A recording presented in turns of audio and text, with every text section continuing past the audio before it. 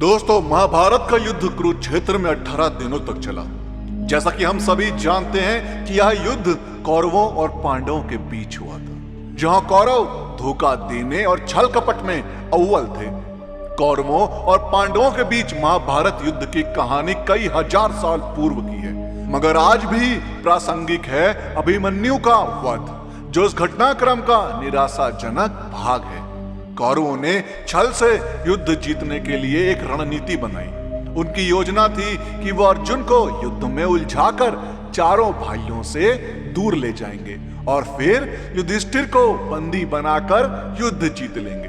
अब युद्ध वाले दिन कौरव सेना की एक टुकड़ी अर्जुन से युद्ध करते हुए उन्हें रणभूमि से दूर ले गई।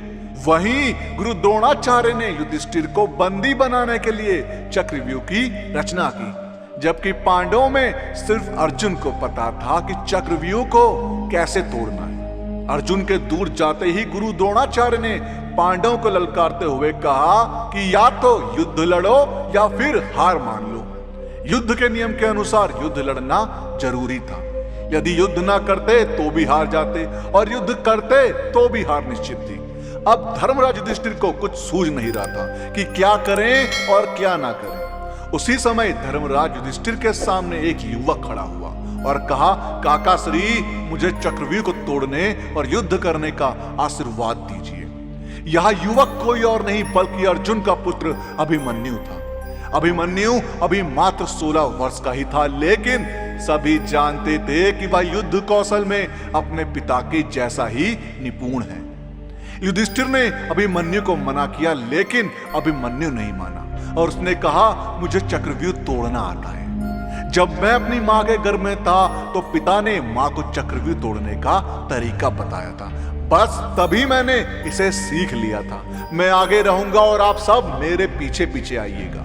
हार मानकर युधिष्ठिर ने अभिमन्यु की बात मान ली और सभी युद्ध के लिए तैयार हो गए। सबसे आगे अभिमन्यु था और बाकी सब उसके पीछे पीछे।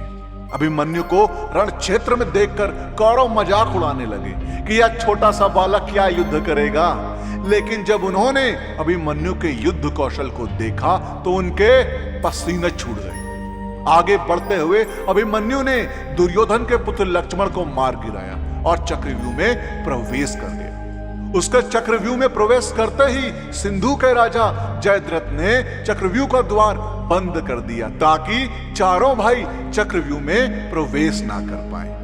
अब अभिमन्यु आगे बढ़ता जा रहा था। उसने एक एक करके सभी योद्धाओं को हरा दिया, जिनमें स्वयं दुर्योधन, कर्ण और गुरु द्रोण भी शामिल थे। किसी को कोई उपाय समझ नहीं आ रहा था। तभी कौरवों के सभी महारथियों ने एक साथ मिलकर अभिमन्यु पर हमला कर दिया। किसी ने उसका धनुष तोड़ दिया तो किसी ने रथ। इसके बावजूद अभिमन्यु नहीं रुका।